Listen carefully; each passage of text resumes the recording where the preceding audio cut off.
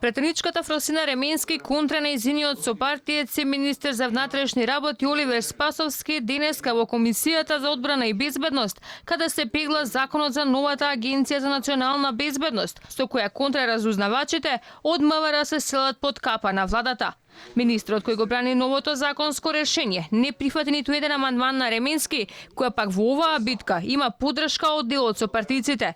Спасовски заедно со опозицијата со месеци работеа на усогласување на овој закон, но на денешната комисијска расправа изненадување беше фрлината ракавица за министрот од страна на Фросина Ременски.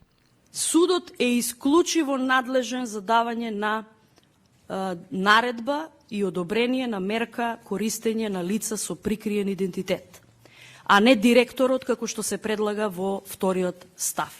Зошто го зборувам ова? Во Законот за кривичната постапка во член 146б, каде што се уредуваат посебните истражни мерки,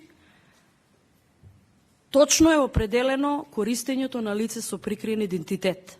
Но неопходноста судот да го регулира, да го дава одобрението за оваа мерка, е од причина што во Законот за кривичната постапка постојат и права и обврски на лицето кој што учествува во спроведување на мерката прикриен идентитет. Спасовски пак не отстапува од договореното со ВМРО ДПМН. Ингеренциите за одлучување ги има само директорот на Агенцијата за разузнавање, која одговара пред владата. Вели агенцијата нема да работи по Законот за кривична постапка, туку има превентивна улога во заштитата на уставниот поредок на државата и организираниот криминал. Во членот 256 од ЗКП вика орган овластен за наредување на посебните издржни мерки е јавниот обвинител со писмена наредба. И од тие причини сметаме дека сега и во овој случај не треба да го подигаме нивото Врховниот суд да одлучува за тоа која мерка ќе биде, односно како ќе биде искористена мерката со прикриен идентитет. Инаку, согласно договореното од работните групи, агенцијата кадровски наместо во јуни ќе се екипира до септември, а до крајот на мај треба да биде познато и името на првиот човек на новото тело. Овој закон треба да се донесе со двотретинско мнозинство. Денешната комисијска расправа односно спротивставените ставови на Спасовски и Ременски беа причина за различни шпекулации низ собраниските ходници.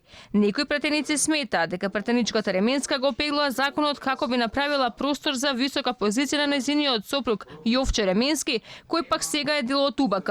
Други пак коментираат дека амбициите на актуелната пратеничка се обид да трасира простор како би станала дел од извршната власт. Законот за Агенцијата за национална безбедност е клучен во извештајот од Европската комисија, кој треба да биде испорачен на македонската адреса до крајот на месецов.